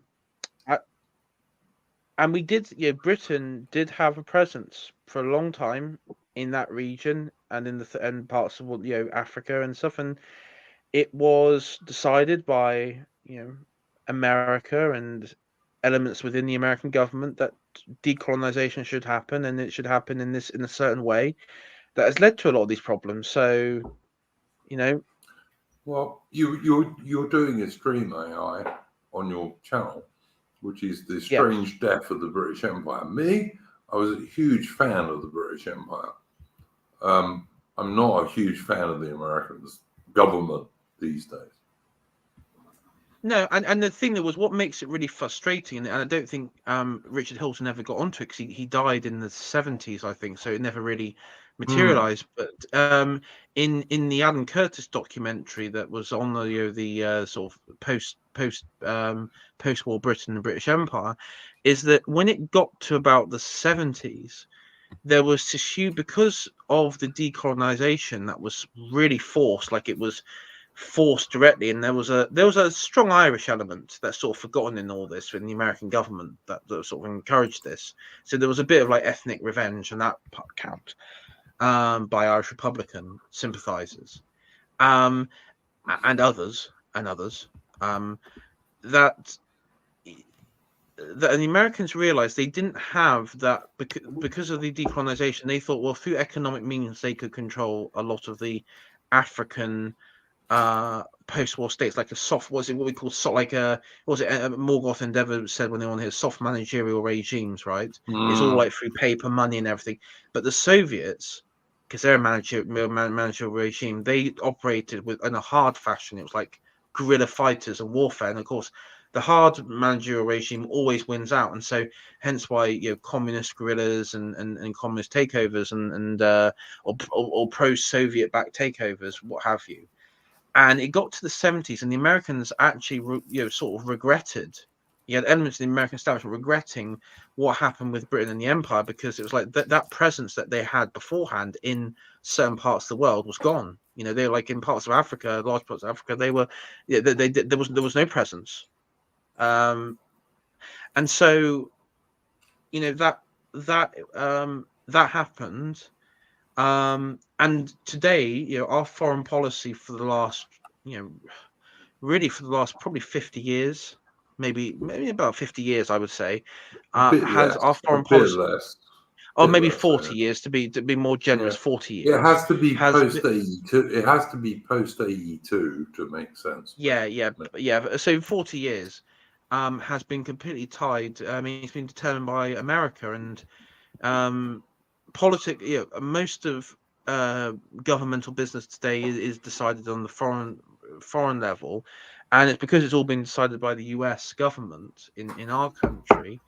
We have to live with these poor decisions. And also going back to the Richard Hilton book, is that as we will find out, large parts of Americans don't understand the rest of the world outside the Americas. And that is also a problem. They don't understand the complexities of the Middle East. They don't understand the complexities of the Persian people and their history, or the Arab people, or the other Semitic people. I would just say this.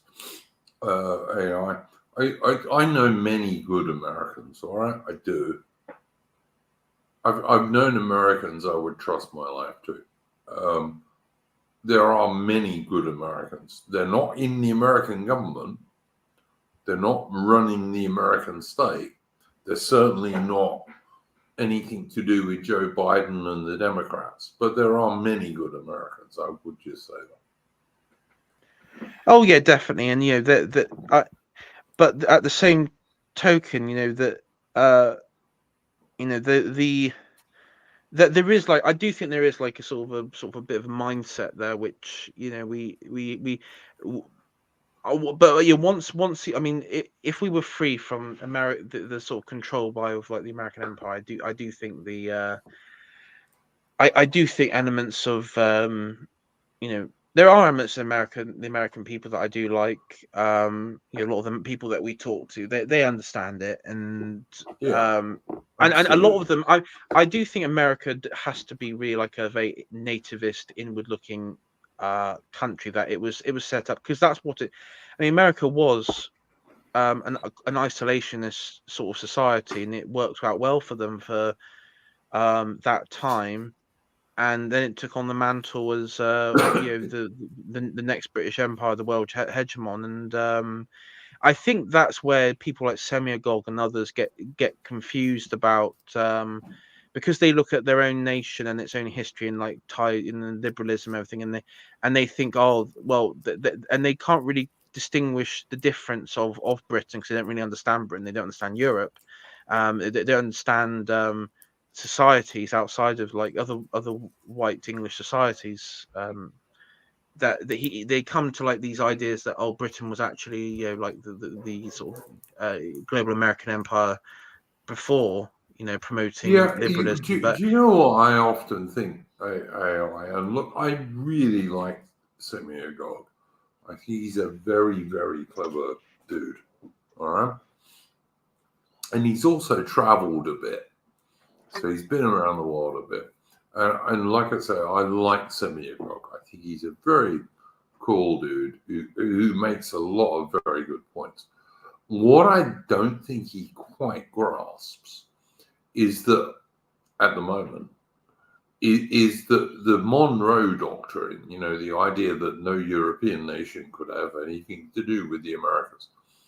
The enforcers of that for the whole time between the end of the American War of Independence in the 1780s and about, say, 1903, 1905 was the Royal Navy. And had there been no Royal Navy, like that whole thing would have broken down very quickly. And I'm not quite sure that Semyagog really gets that would have happened.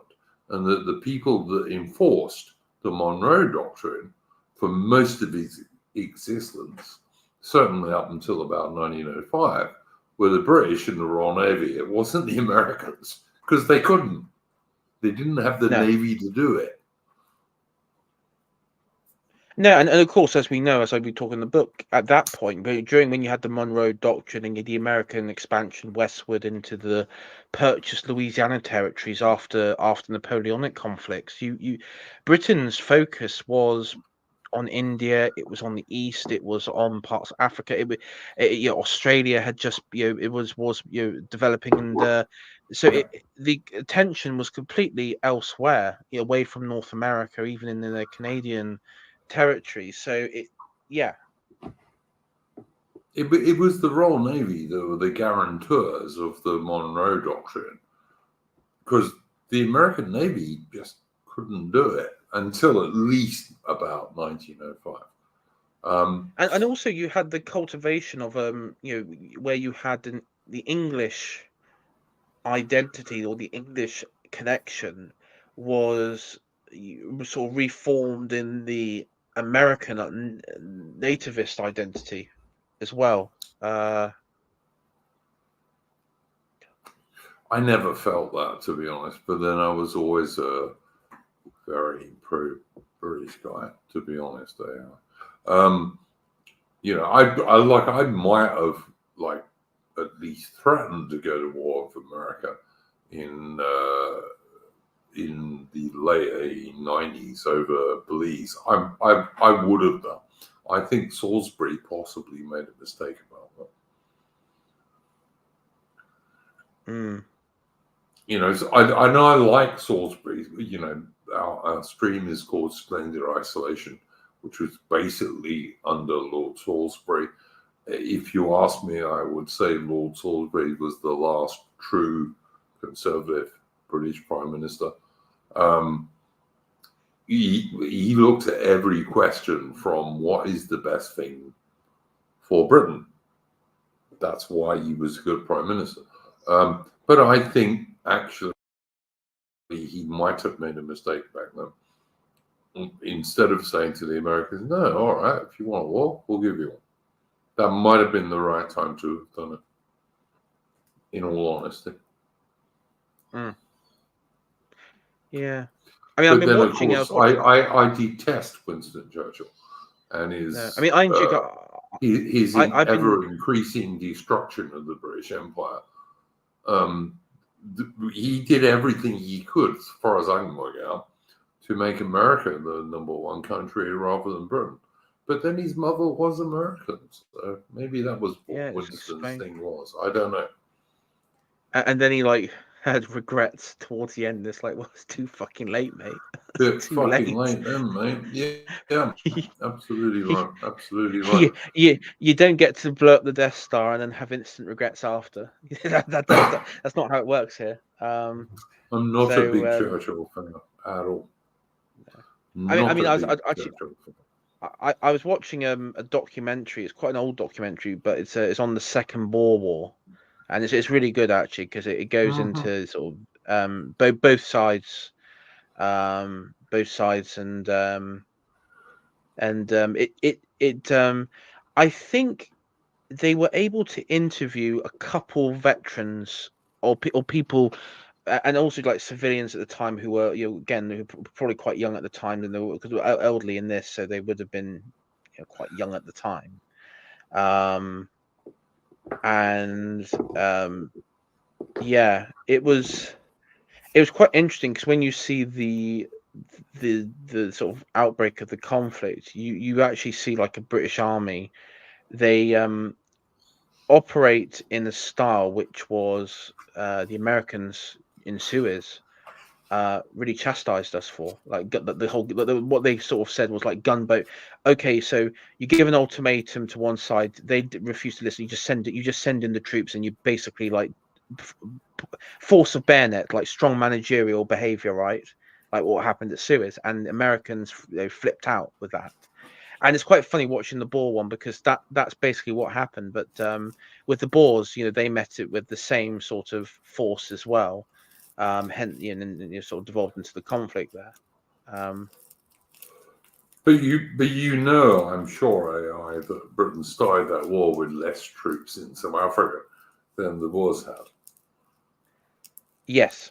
Like we had And less fighting men in South Africa at that stage than the Boers did. And the Boers were the guys who decided, okay, because back then, South Africa was divided roughly into four pieces. You had the colony of Natal, which was British. You had the Cape Colony, which was also British.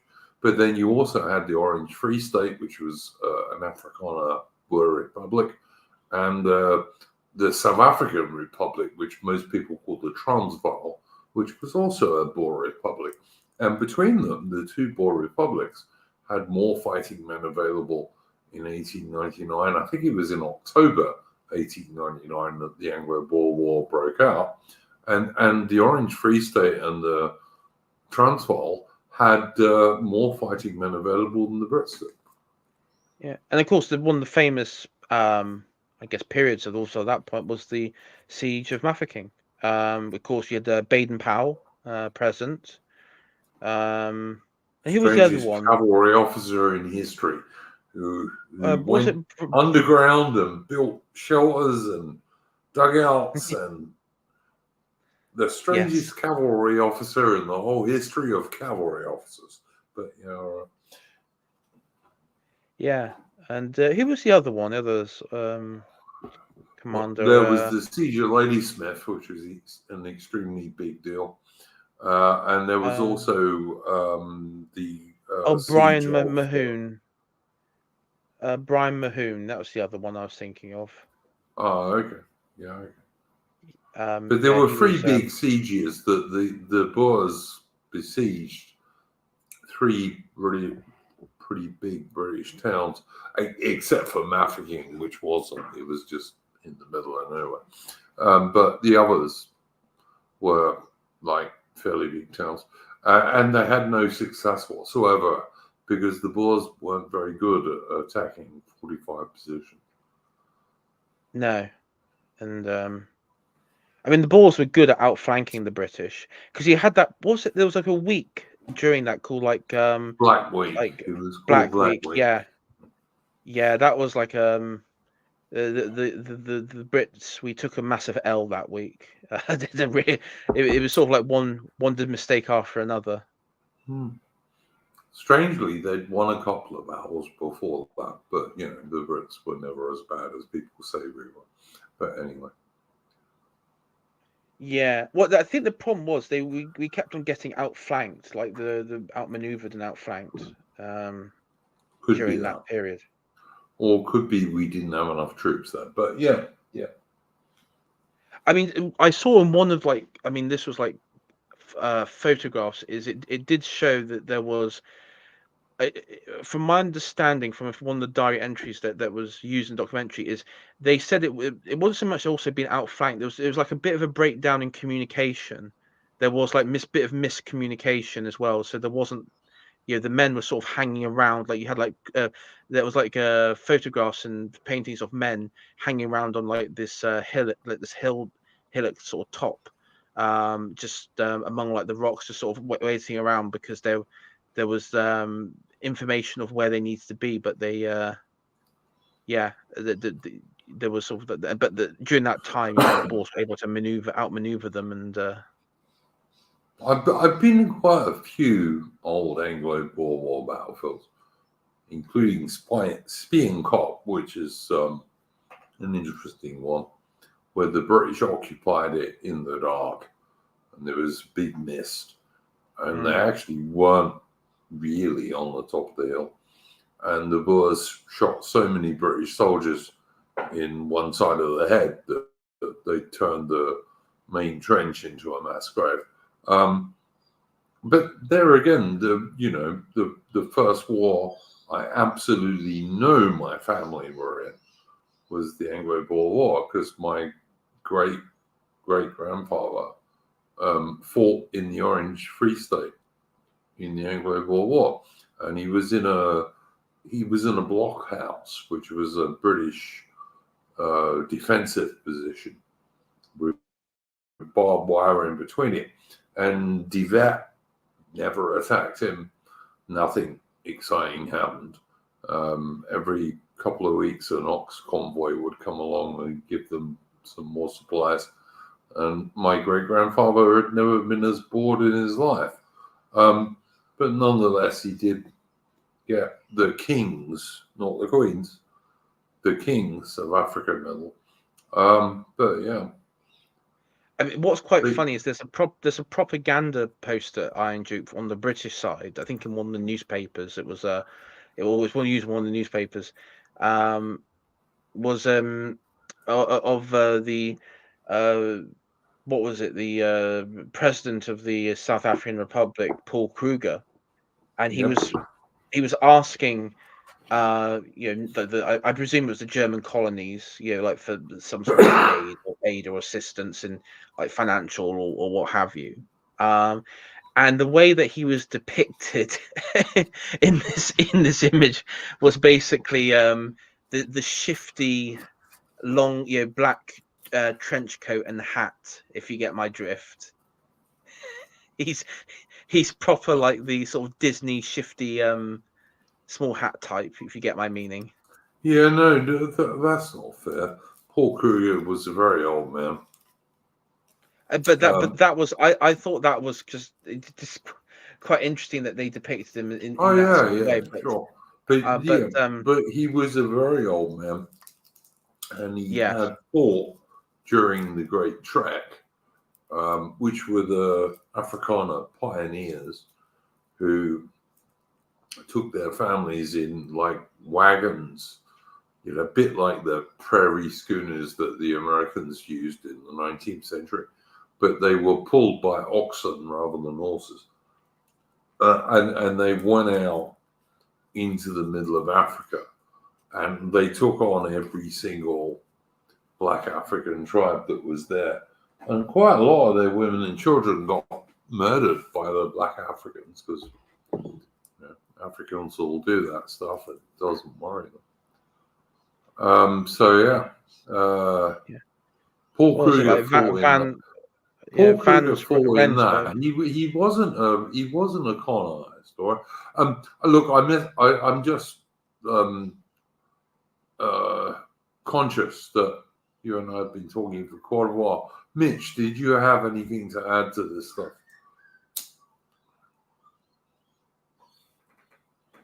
No, I don't really.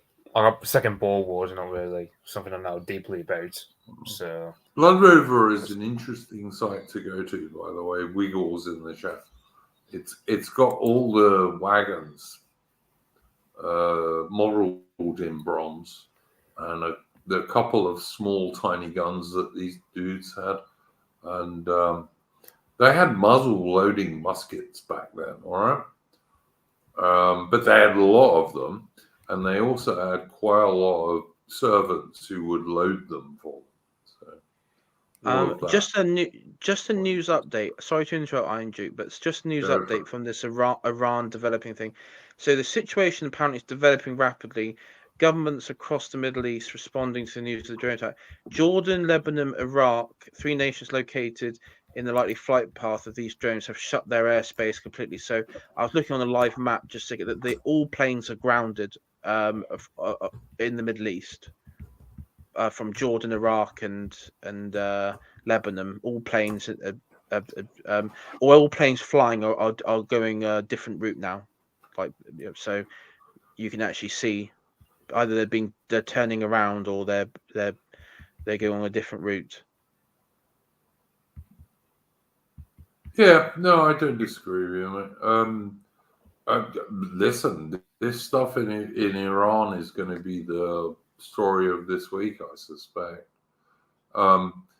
If they are just drones, the Israelis are going to shoot most of them down. But who knows what excuse our so-called elite leaders, so-called elite in air quotes, the leaders in air quotes, are going to use this for. Who knows? I mean, what happens if, like, Netanyahu, who's got problems? I mean, Benjamin Netanyahu's got problems at home, like real big political problems at home, separate from the whole Gaza stuff internally. What happens if like the elite there in Israel just decide to let the drones come through? No, they've got a thing called Iron Dome, babes. They can't do that. All right, they can't. Oh yeah. But they will shoot down most of them. Yeah, it's like no Israeli government would survive that didn't shoot down most of them. And this Iron Dome thing is designed to shoot down missiles, so drones is going to be fairly easy, expensive but easy. Yeah, so last we've heard is I'm just in the pattern that Israel spend their time trying to jam the GPS signals of these drones to try and get them off target, because it's reckoned that none of these are targeting military. I mean, not military. None of these are targeting civilian places. They're targeting military installations and whatnot. Yeah, I can believe that. Yep. But like 500 of them are. How many military sites have there got to be in Israel in terms of, like, I said, like they send like 500 drones sent out, as well as ballistic missiles as well. All I would say, Mitch, is if I was targeting military sites, I'd send 5 on every one of them. So I mean, if they shoot down 3 or 4, you're still going to get hit. So if I was targeting military sites, I'd send 5 against every single one of them, because most of them are going to get shot down. But let's see.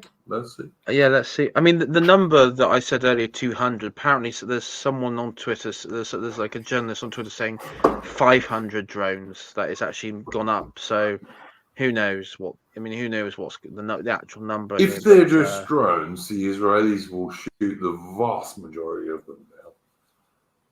Yeah. And why did the Iranians warn them? I don't get that. I mean, yeah. It's about it's what, saber rattling, isn't it? As they say, it's saber rattling. It sounds to me like the Iranians want to look like they're responding, but they're only partially responding. Yeah, without losing face, sort of thing. Yeah, it doesn't. Like, I don't think the Israelis told the Iranians they were going to destroy their consulate. I don't think they told them that. So the Iranians have named the attack tonight as Operation True Promise. Well, there we go. I just don't know, mate.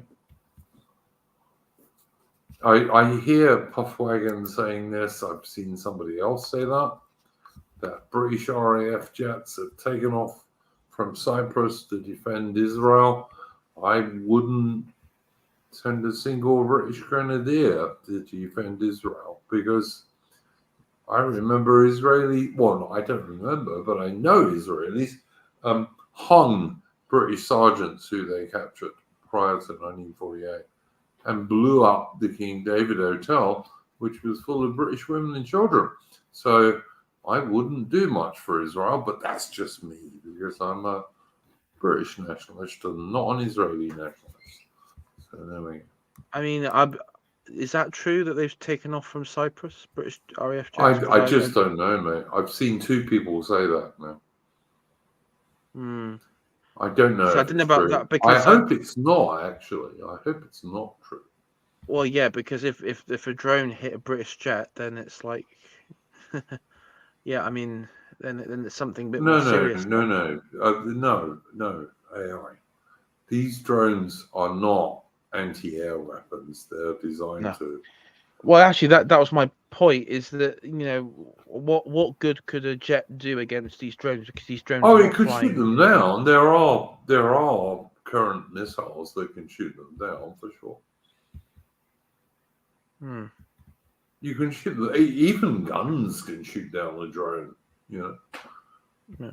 I mean, unless the RAF jets might be doing is just doing like an air patrol around in case there's an attack. If they think there might be a possible attack on the sovereign bases.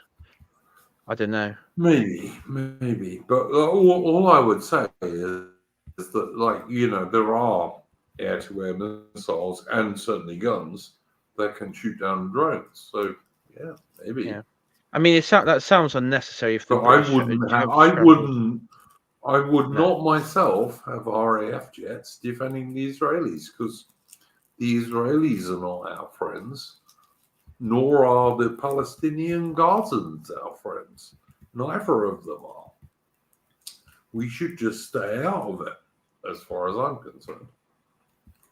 Well, I mean, going back to like the empire, the British presence on Cyprus was solely there to. Well, I mean, first it was to counter Ottoman, but it was just there for Britain to exert its power and strength in that region, and especially later on with Egypt and stuff. So that was the purpose, and then that's technically that should be the purpose of the sovereign bases. It's about Britain exercising its power. It gives Britain bases in that part of the world from which we can operate. Yeah, absolutely. But we're not. But we have to all be paper tigers. We all have to be soft managerial types. We can't use those archaic, out of old-fashioned ideas, Irons Duke.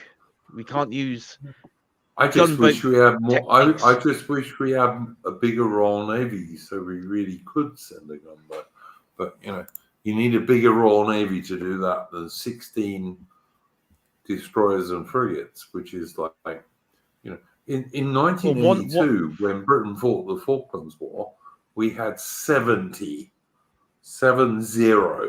destroyers and frigates, and these days the Royal Navy has 16. Well, haven't we sent we've sent an aircraft carrier to the region, haven't we? Or was it? I don't know if it's the Med. Well, or I don't know, Red but Sea. I have no idea, mate. But if we did, I hope we managed to get her a decent escort. But well, I would say I saw a documentary on the crew of these this ship, and female, I dare say. Yeah, well, as I say, if I was on that ship, I'd be commandeering a lifeboat very quickly.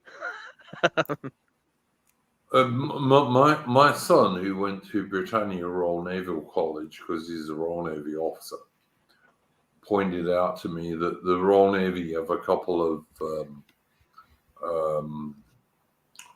simulators for when a Royal Navy warship is hit by the enemy, and you have to stop it sinking by stopping the leaks.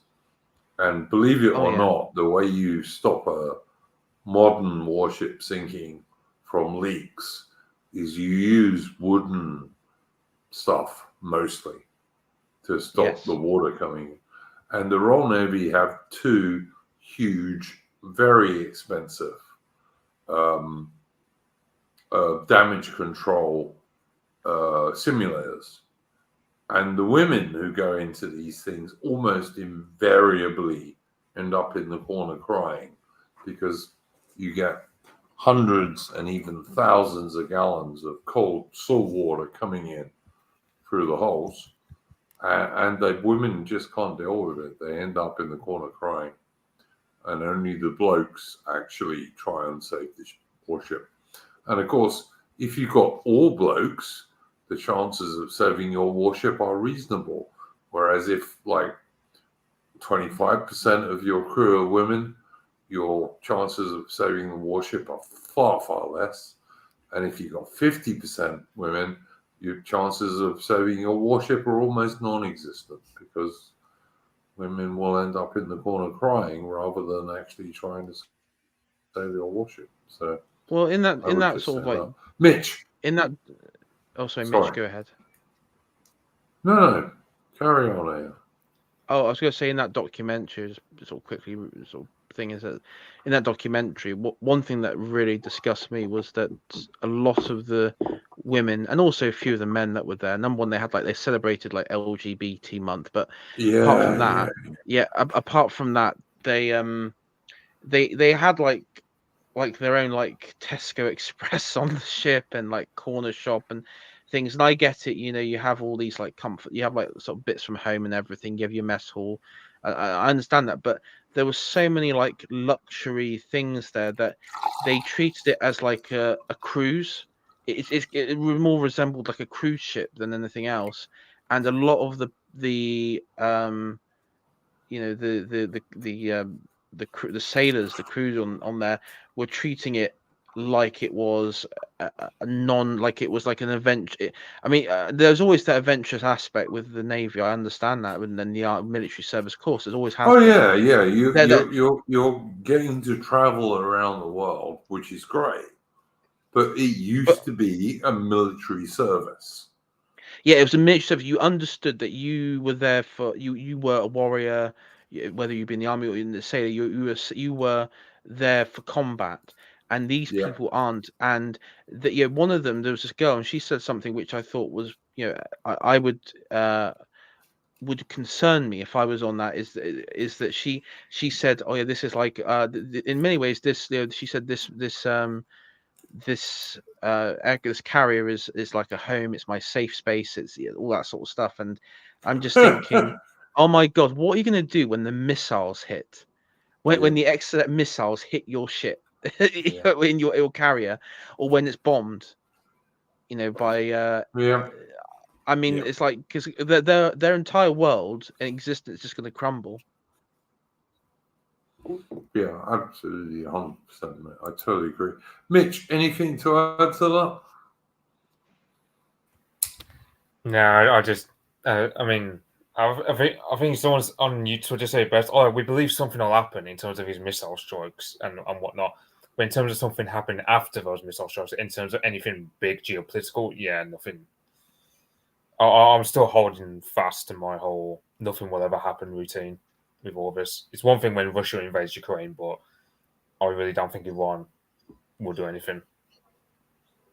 Yeah, look, I don't know, mate. I just think if they're warning them in advance and they're all drones, the Israelis are going to shoot most of them down. I mean, if Iran was going to attack Israel like in a serious way, like Russia-Ukraine style, they have missiles. They would use Hezbollah in Lebanon to do it. That's how it would happen. Perhaps. Yeah, I was to guess. Yeah, perhaps you might be right. All right. I don't know. I think anything else we say is just going to be speculation at this point. I don't know. All I would say, how far the mighty have fallen in terms of Britain. But I would have said that 15 years ago at least. Another update. A long ways. Just another Sorry, update. Richard Tice. Before we go, Richard Tice continues to embarrass himself. what That's did another he say? update. Oh, he's just going around saying that you haven't his justification for getting rid of like candidates who are actual traditionalists who want to preserve the people of this country and don't want violent immigrants here. He kicked them out of the party for saying all this sort of stuff, and he's saying, "Oh, these views are not acceptable." And his argument is basically the justification is, well, unlike the Labour or the Tory party, we don't allow people with extreme views, and and people said, well, what about Hope Not Hate? And he responded to Hope Not Hate, and he says, well, we allow anyone to criticize us, and we welcome all criticism, and we What do you expect that reckon, AI? What do you reckon if you and I and Mitch criticize the candidate to reform? Do you reckon Richard Tice would listen to us? Because I don't think he would. Of course not. No, of course not. No, And exactly. he's now sort of been raging on Twitter for the last few days when you've had like Labour candidates who have maybe said something anti-Semitic or been critical of Israel or bit of both or whatever, and um that he's come out and said, "Oh, Hope Not Hate. Why aren't you doing a piece on this?" And it's just so fucking embarrassing. Yeah, This guy it's. is not serious. He's an absolute fool. He's worse than Lawrence Fox. Actually, Lawrence Fox had more political I nous agree. about him I than this agree. fucking idiot. I mean, this guy is an absolute hopeless waste of space. Yeah, And totally I agree. can see why Farage didn't want to. I can see why Aaron Banks pulled out. When Farage left the politics scene with Totally Brexit agree. Party reform, Yeah, no, I and Aaron totally Banks agree. Yeah. Aaron Banks said back in the day that that Richard Tice is an absolute idiot who knows nothing. And I mean, yeah, good decision by him, I guess. But why Um, doesn't Nigel Farage step forward and take his and kick place? And we all know he could in a second if he wanted to. Well, no, because the way that reform is set up, it's a CEO directorship under the control of Tice So solely. There is you no don't think that if Nigel Farage wanted to take over reform, he couldn't say, "I intend to stand to run reform," and no. you think he'd get blocked? Yeah. I mean, Tice probably wouldn't allow him to come in. If I was to get because he's petty like that. I don't know. Yeah, I maybe you're right. Maybe you're right. I'm not sure. I mean, it is over for reform because any energy that they may have been able Yeah. to squeeze out of I mean, they've just they've just done the job of the Tories basically to contain. Usually it's to contain the right, but he's gone a step further to openly attack the right and team up. He actually teamed up an alliance. He teamed up with Hope Not Hate, Hope which Not is Hate. Yeah, absolutely. yeah, mental. Hope Not Hate And are Richard Tice's allies. I know. So if you and he's want I mean, Hope Not Hate Richard, to run British yeah, politics, vote Reform. That's what and you and should and do. But also, and if don't vote Tory. Don't.